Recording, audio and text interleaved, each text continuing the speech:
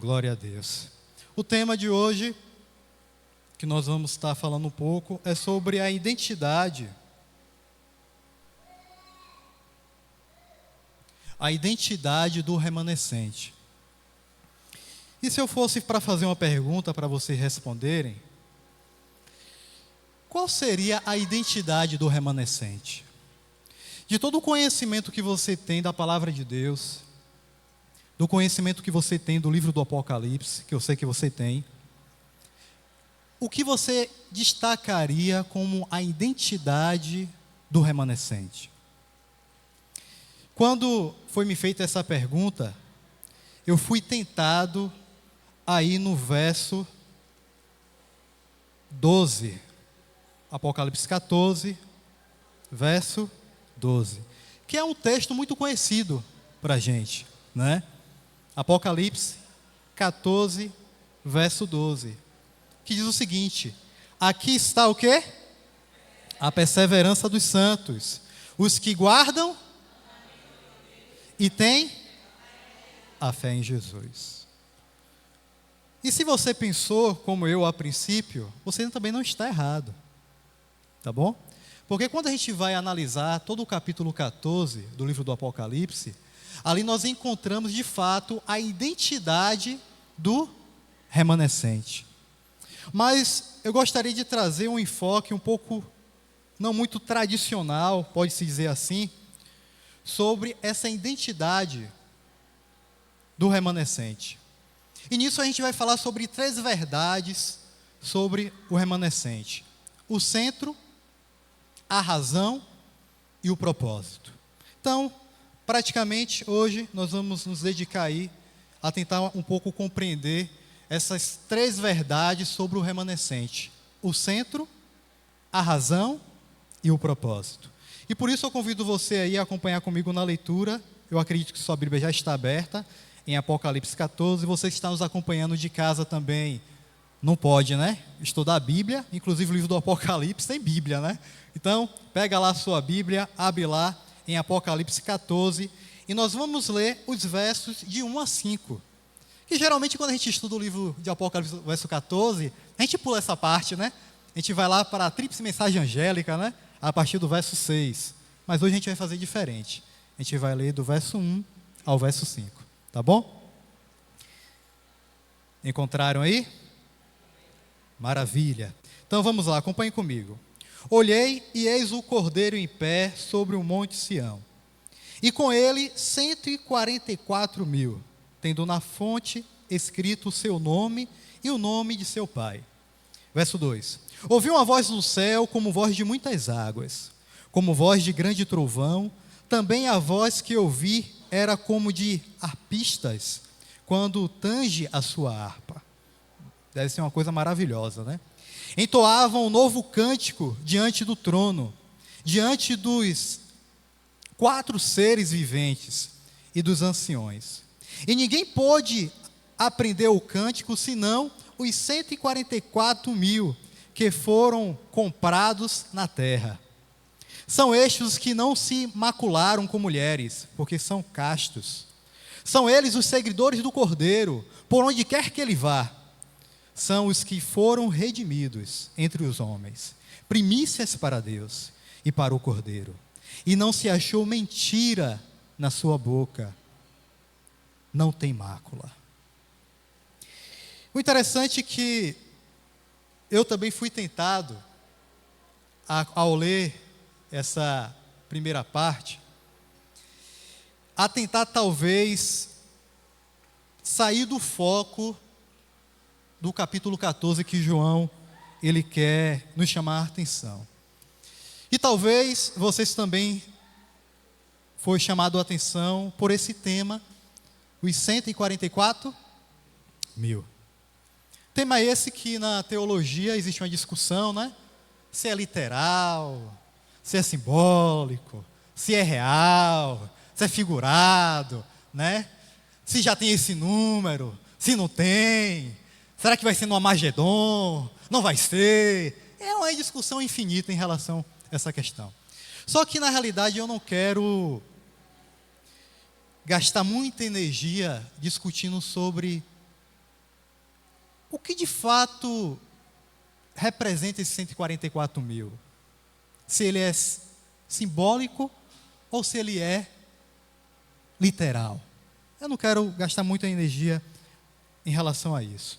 Mas o que eu posso dizer para vocês é que existe uma comparação de que os 144 mil é uma referência também a uma grande multidão.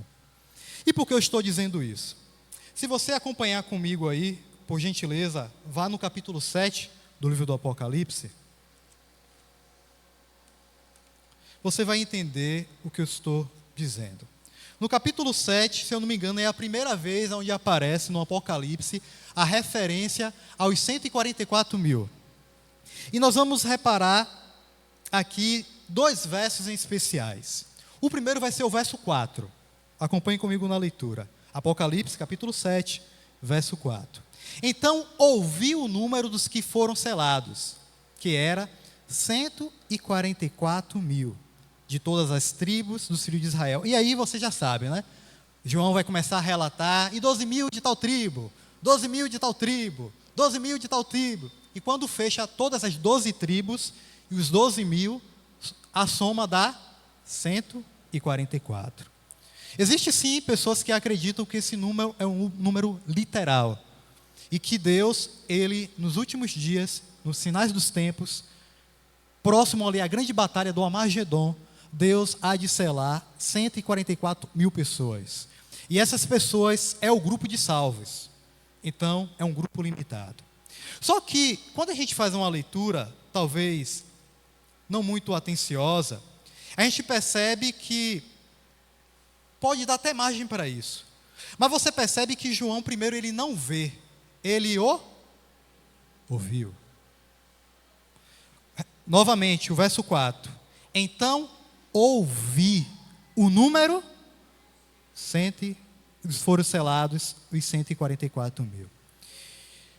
Eu acredito que vocês sabem que o livro do Apocalipse, ele não pode ser compreendido da forma como se lê, da forma literal. Porque o livro do Apocalipse é um livro simbólico. E para você compreender, você precisa entender os símbolos nele. Para você ter uma noção, o percentual de simbolismo no livro do Apocalipse chega a ultrapassar mais de 90%. Então, é um livro inteiramente simbólico. E essa é uma característica de um livro profético. Você não pode tentar compreender um livro profético como você lê um livro como o livro de Reis, né? Como um livro, quem sabe, de Samuel, talvez como um livro de Crônicas, livro de Mateus, Marcos, Lucas, João. Os livros proféticos, eles têm essa característica de se apresentar através de símbolos, transmitir a sua verdade através de símbolos. E aqui está um dos símbolos, 144 mil. E por que, Alex, você disse que os 144 mil se compara a uma multidão? Porque quando você avança agora para o verso 9, no mesmo capítulo 7, no verso 9, olha o que João diz agora sobre esses selados.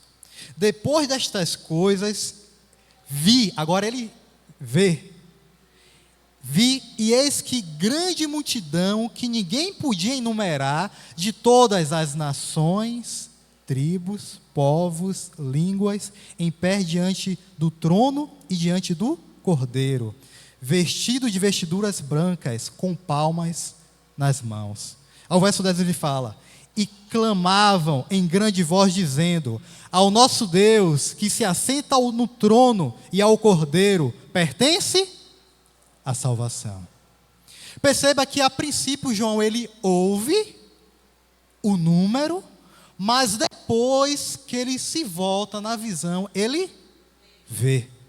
E agora nas suas vistas, na visão, ele percebe que não está limitado às 12 tribos de Israel. Veja que ele dá um enfoque interessante de que todas as nações, tribos, povos e línguas.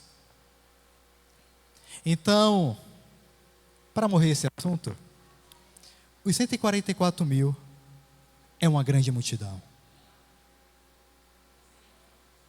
é uma grande multidão.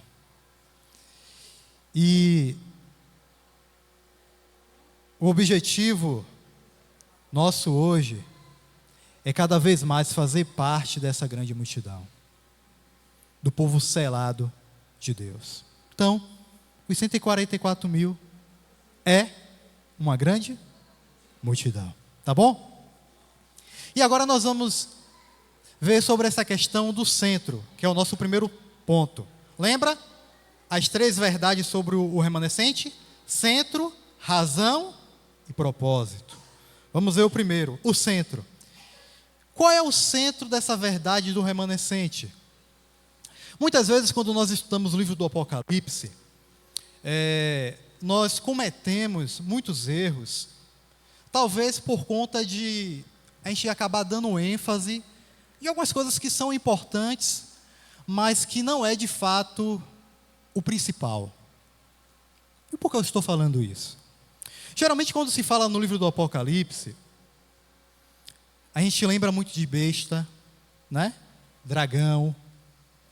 A gente lembra muito de chifre, de estrela, de igreja, trombeta, praga, né? Batalha, Magedon, inferno, né? Dragão. Muitas vezes isso rouba a nossa atenção. Mas na realidade, o objetivo do livro do Apocalipse, inclusive do capítulo 14, que é objeto do nosso estudo nessa manhã, o centro é o Cordeiro. Não existe 144 mil, não existe multidão sem o Cordeiro. E muitas vezes nós somos levados a pensar que o fato de a gente ter o testemunho de Jesus e guardar os mandamentos, isso é o centro da atenção. Mas não é. Tem a sua importância, tem o seu lugar, mas não é o mais importante. Porque o centro da mensagem, não somente do Apocalipse, mas do Evangelho eterno, é quem? O Cordeiro. O Cordeiro. Mas por que o Cordeiro é o centro? Porque sem Ele, nada existe. Porque todas as coisas foram criadas por Ele e para Ele. E talvez se você tenha alguma dúvida de quem é o Cordeiro, João Batista te ajuda, lá na sua declaração no livro de João. Se não me engano, no capítulo 1, verso 29, não é isso, Jorge? Qualquer coisa aí você vai me auxiliando, viu, Jorge? Eis o Cordeiro de Deus que tira o pecado do mundo. João Batista se referindo a Cristo. Então, o centro do remanescente não é o mandamento, não é o testemunho. O centro do remanescente é o Cordeiro. Porque sem o Cordeiro, não existe 144 mil e muito menos multidão. Então, o centro do remanescente é o Cordeiro. Por isso que quando a gente lê aí o primeiro verso, que João ele vê em visão, ele fala, olhei, no verso 1, verso 14, capítulo 14, voltei lá para o 14. Olhei, capítulo 14, verso 1. Olhei, e eis o Cordeiro em pé sobre o monte Sião, e com ele 144 mil. E aí está uma outra diferença. Os 144 mil, eles estão com Cristo. Eles estão com Cristo. Não existe 144 mil sem o Cordeiro. Os 144 mil está acompanhando, seguindo o Cordeiro.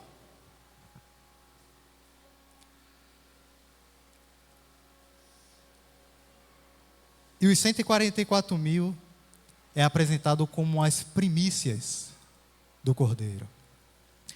Se você pode anotar esse texto, não vai precisar a gente lá ver, mas existem 2 textos na Bíblia que faz referência sobre essa questão de primícias, que ele traz uma conotação muito interessante que eu quero trazer para vocês nessa manhã.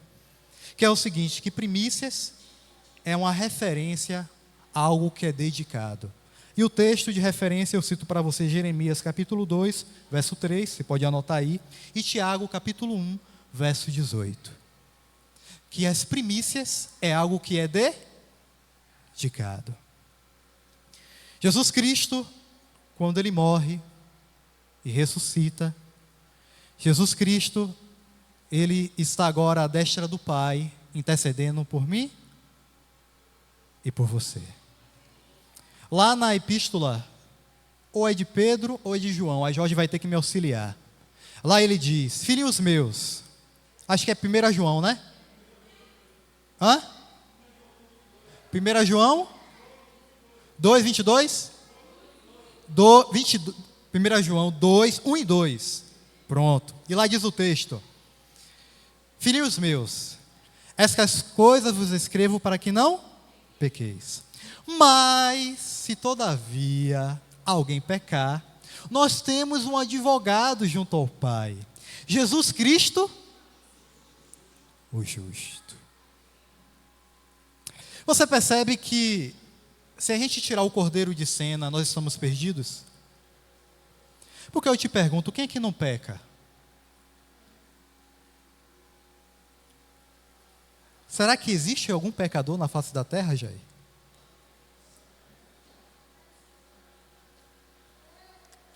O salmista diz que ele na barriga da mãe, ele já estava perdido, estava já em iniquidade. Irmãos, um dos maiores problemas hoje no mundo evangélico é ter tirado o cordeiro do centro. Ter buscado colocar coisas que não é o cordeiro. E por isso, as pessoas vivem confusas, tristes e sem esperança. Porque quando elas começam a olhar para elas, aí eu vou parafrasear Bullion. Elas percebem que não tem como se salvar. Porque, irmãos, vamos ser sinceros. Você se conhece. Você se conhece. Quantas e quantas vezes você prometeu a Deus que não ia fazer determinada coisa e você acaba fazendo? E quando você não tem o cordeiro como centro, como apresenta aqui, que ele é o centro dos remanescentes, uma referência aos santos dos últimos dias, que eu acredito que seja eu, você, cada um de nós aqui. Se nós não temos o cordeiro como centro, quem vai perdoar os nossos pecados? Quem vai lavar nossas vestiduras? É o sábado que vai? É uma alimentação saudável que vai? É o fato de você, durante a semana, não disse nenhuma mentira? É isso que vai lavar suas vestes?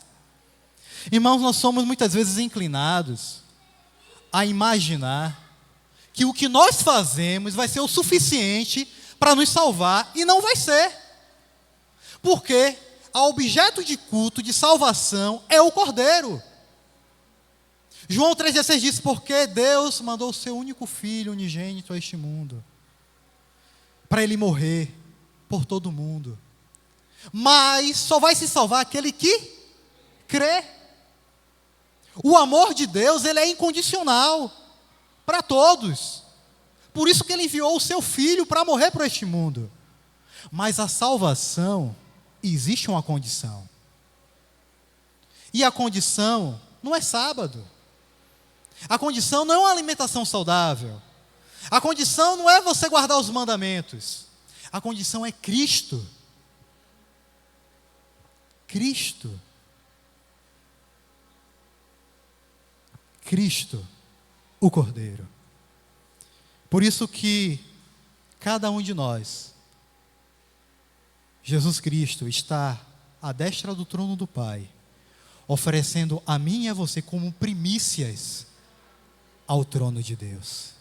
Ele está advogando as nossas causas perante o trono. Ele está nos defendendo perante o nosso acusador. Só existe defesa, salvação, e só existe 144 mil no Cordeiro. Por isso que ele é o centro.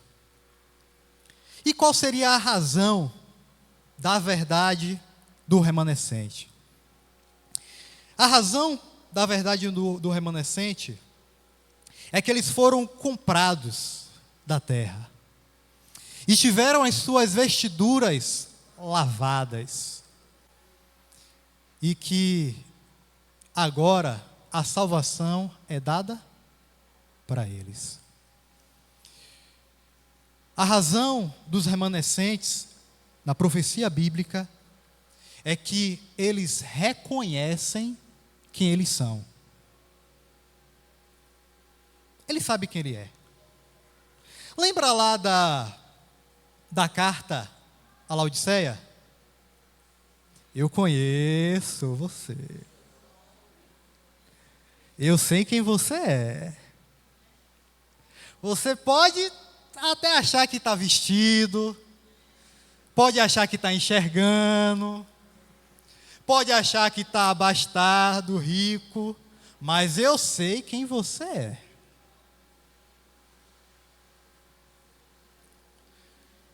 Os remanescentes, eles reconhecem quem eles são. Os remanescentes não tentam disfarçar quem de fato eles são.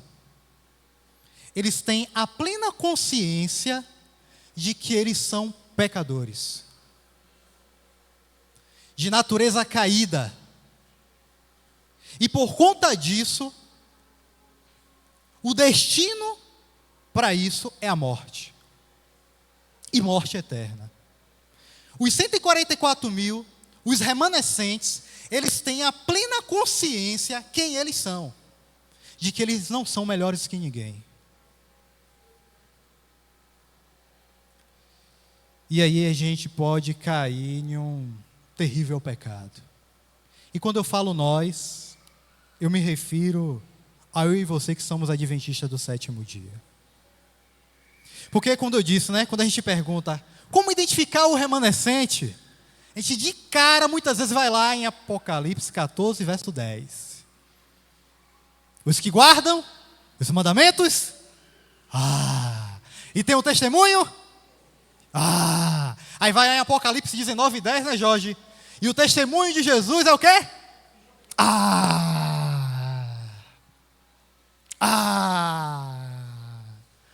Estamos por cima da carne seca. Ei, maravilha. Nós guardamos o testemunho de Jesus, guardamos os mandamentos e temos o testemunho de Jesus, que é o espírito de profecia. Aí tem os o espírito de profecia é Ellen White. Sabe de nada, inocente.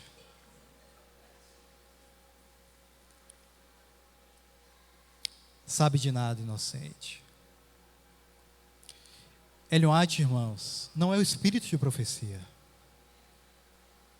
Se você achou que Apocalipse estava falando de Ellen White, tá não. Ellen White não é o espírito de profecia.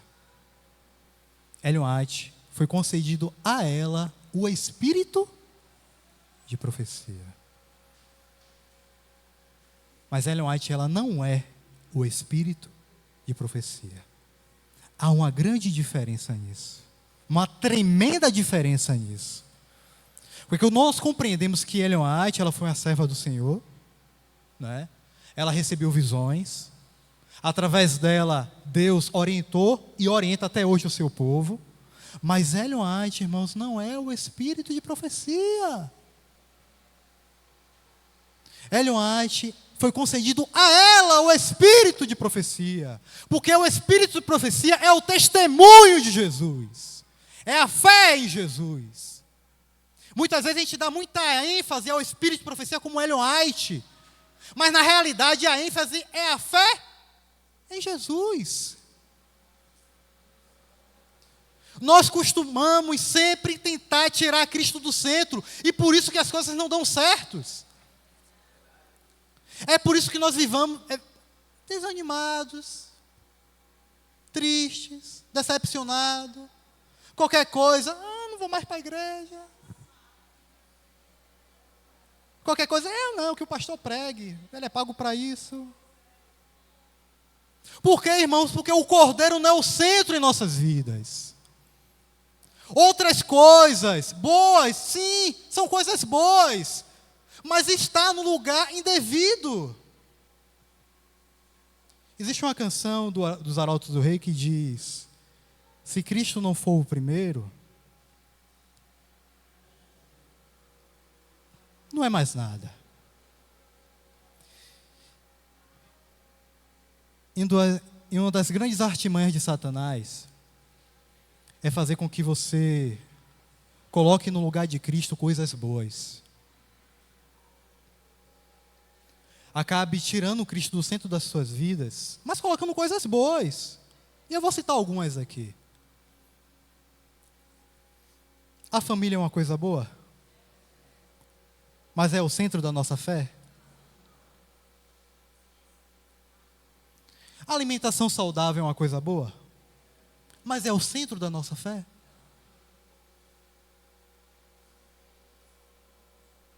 O trabalho é uma coisa boa? Mas é o centro da nossa fé? Percebe, irmãos, que a nossa fé muitas vezes desfalece. Não é nem por conta das tribulações. É porque o nosso sustento, o nosso alicerce não está sendo a rocha. Aí se aplica a parábola que Cristo contou. Quando vem a tempestade, a chuva, o trovão, a sua casa, a sua vida espiritual, não está no cordeiro. Está em qualquer outro bicho. E muitos aí têm a besta como o alicerce. Tudo é besta. Acorda pensando na besta, dorme pensando na besta, né? Respira a besta, tudo é besta. E perde o centro, que é Cristo. Então, irmãos, a razão dos remanescentes também é o Cordeiro. O centro é o Cordeiro. E a razão é o Cordeiro. E imagina você qual é o propósito dos remanescentes. O Cordeiro. Tudo é o Cordeiro. Se você achou que era outra coisa, me desculpe te decepcionar. Mas o centro do remanescente é o Cordeiro. A razão do remanescente é o Cordeiro. E o propósito do remanescente também é o Cordeiro. E aí eu gostaria de destacar uma parte do texto que diz que nele não se achou mentira. Eu tentei um pouco refletir o que João queria dizer, ou melhor, o que o anjo queria dizer a João, quando pediu para ele relatar isso, de que neles não achou mentira. O interessante é que essa expressão, ela também aparece em Apocalipse 2. No versículo 2. E diz o seguinte, isso aqui é contextualizando, né? É as 7 igrejas, a carta à primeira igreja, a igreja de Éfeso. Conheço as tuas obras, tanto o teu labor como a tua perseverança, que não pode suportar homens maus, e que puseste à prova os que a si mesmos se declaram apóstolos, e não são, e o achastes mentirosos. Eu li Apocalipse 2, verso 2.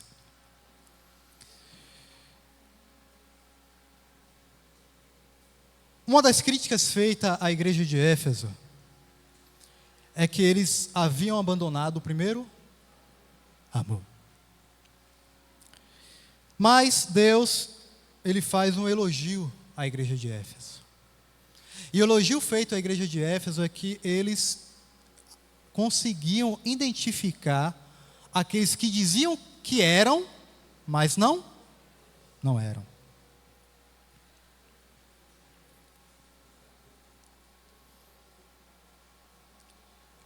O apóstolo João, em uma das suas cartas, aí Jorge vai ter que me ajudar de novo aí. Em uma das suas cartas, João diz: se alguém chegar dizendo para você que é de Deus, mas não guarda os seus mandamentos, ele é o quê? E nele não está a verdade. Jesus Cristo, outra vez lá nos evangelhos, ele diz o seguinte: nem todo aquele que me diz Senhor, Senhor, entrará no reino dos céus, mas sim aqueles que fazem a minha vontade. E aí eu preciso dizer para você o seguinte: o remanescente,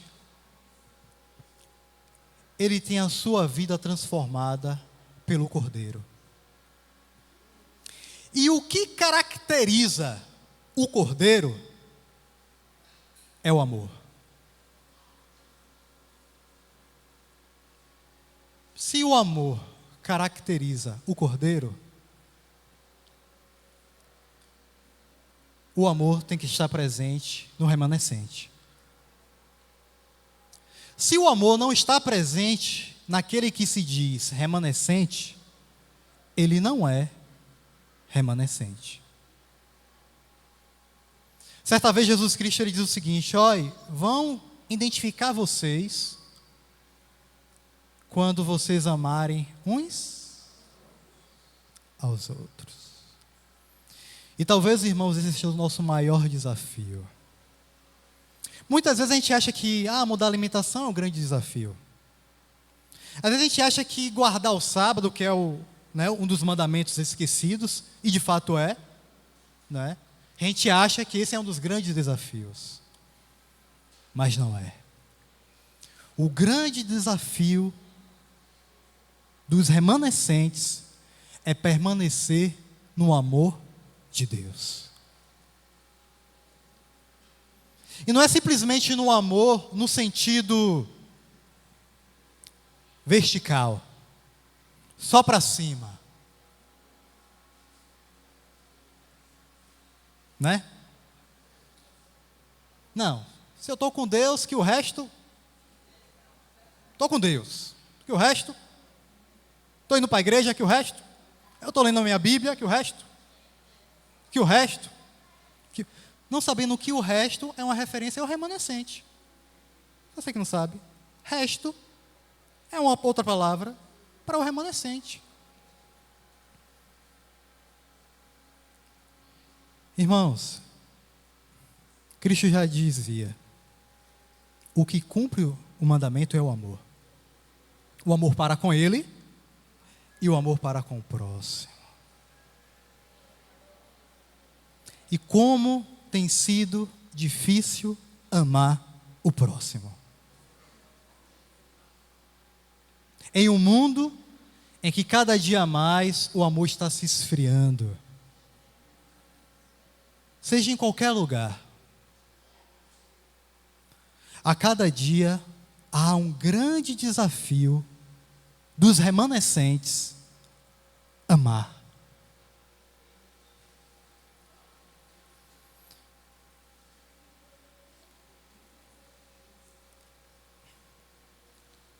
O Cordeiro,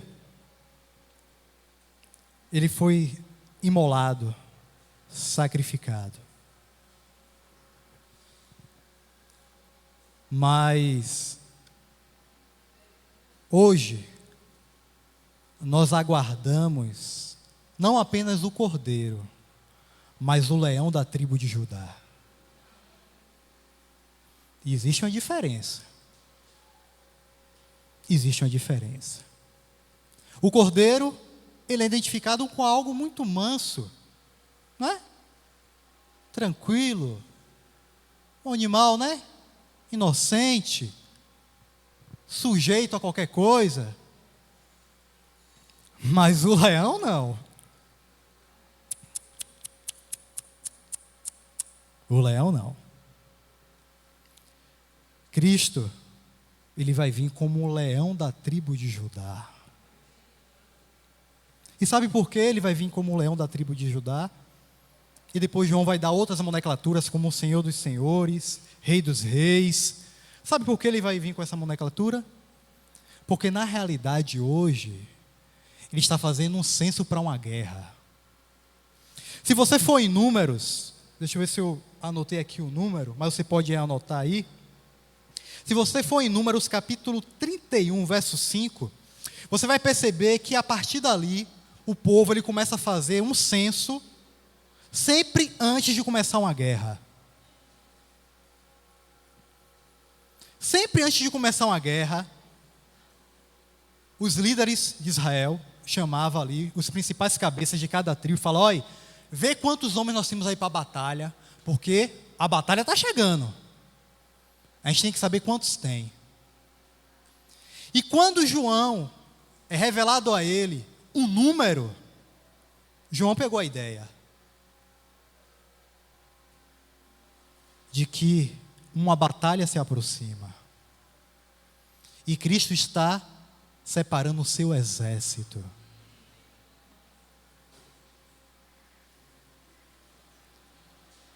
$144.000 é aqueles que têm o Cordeiro como centro. É aqueles que permanecem no amor de Cristo. Porque somente assim eles vão sair vitoriosos na batalha. Por isso, quando você vai às 7 igrejas do Apocalipse, lá tem como uma promessa: ao vencedor, vou te dar isso aqui. Ao vencedor, vou te dar. Ao vencedor. E existe vitória sem batalha? Existe? Não existe. Então, talvez, se eu estou falando para alguém que está desatento, achando que o fato de você seguir a sua rotina, todo dia ali, quem sabe para o trabalho, ou as suas atividades ali na sua casa, vai lá, né? Dorme, acorda, come, levanta, como diz lá no Evangelho, não é? Casa e dá-se em casamento, está seguindo o seu percurso, sua vida? Eu quero te dizer que você está no meio de um fogo cruzado. Existe uma batalha entre o bem e o mal. E o Apocalipse deixa isso muito bem claro, e vocês sabem disso. Só que a questão do capítulo 14 é que se você faz parte desse exército, se você tem permitido que o Cordeiro seja o centro da sua vida, se você tem permitido que de fato o Cordeiro seja a razão da sua vida, e se você tem permitido se o Cordeiro tem sido o seu propósito na sua vida. Nós vamos cantar um louvor que diz que Ele é o centro. Gostaria de convidar aqui as levitas para me ajudarem. E eu quero que através desse louvor, você medite um pouco nessa canção. E à medida que você for cantando e meditando nesse louvor, que você vá se colocando de pé como uma resposta, não a mim, e nem para Deus, porque Deus conhece o seu coração, mas uma resposta ao mundo espiritual, de que lado você está, de que exército você pertence, e quem é o centro da sua vida. Então, vamos louvar a Isaac, se você já identificou aí, seja o centro de adoradores, e que de fato este louvor, se a mensagem não conseguiu penetrar onde deveria penetrar, que esse louvor, ele penetre o seu coração.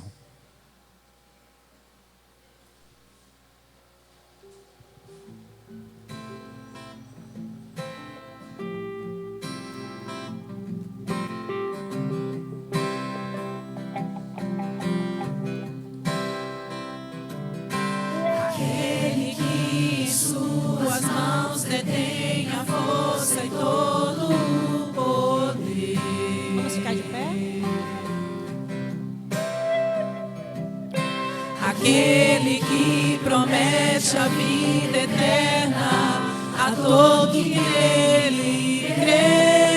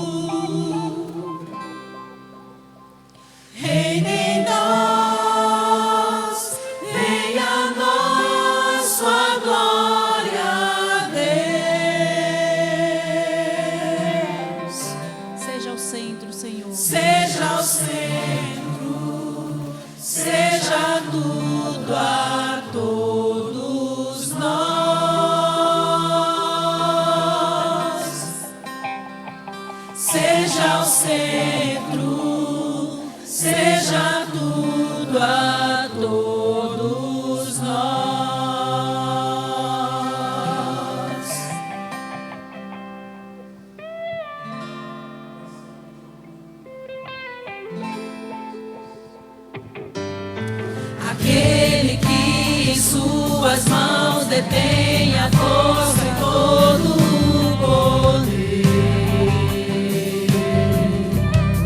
Glória a Deus. Aquele que promete a vida eterna a todo que nele crê.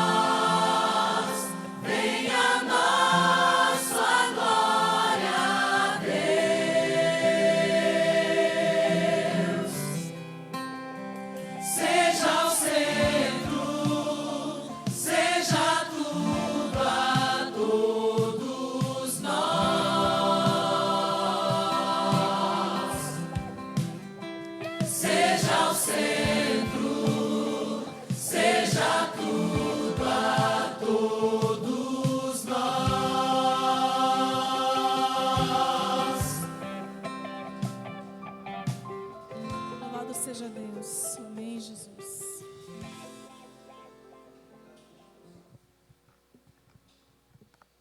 Obrigado, meninas. Hoje o nosso púlpito, a igreja, ela tem no seu calendário destacando a questão da liberdade religiosa. Hoje nós vivemos em um período onde a gente pode professar a nossa fé de forma livre. Mas o verdadeiro sentido dessa liberdade é escolher o Cordeiro. A palavra de Deus disse: o Filho vos libertar, verdadeiramente sereis livre. Não existe liberdade sem o Cordeiro. Não existe nada sem o Cordeiro. Que Ele venha a ser cada vez mais o nosso centro, o nosso objeto de culto e adoração e obediência. Louvado seja, Senhor, o Teu santo nome. Te agradecemos, Senhor, porque o Senhor cuida de nós. O Senhor não faz nada sem antes revelar os Seus propósitos aos Teus servos, Seus filhos, os profetas. Porque o Seu intuito não é pegar o Teu povo despreparado. É pegar um povo pronto para a colheita. Nos amadurece, Senhor, nos Teus celeiros. Nos faz cada vez mais ter os ouvidos abertos para ouvir a Tua voz, para fazer parte, Senhor, do Teu rebanho, para que assim, Senhor, nós venhamos cada vez mais fazer parte desse remanescente. Nos ajuda, Senhor, fortalece a nossa fé, pois o Senhor é o objeto da nossa fé. Nos ajuda, Senhor, nas nossas dificuldades, mas o Senhor é aquele que tudo pode. Nada pode contigo. E todas as coisas nós podemos em Ti, porque é o Senhor que nos fortalece. Então, Senhor, se existe alguém que está desanimado, desmotivado, triste, sem esperança, que o Senhor reavive a sua fé,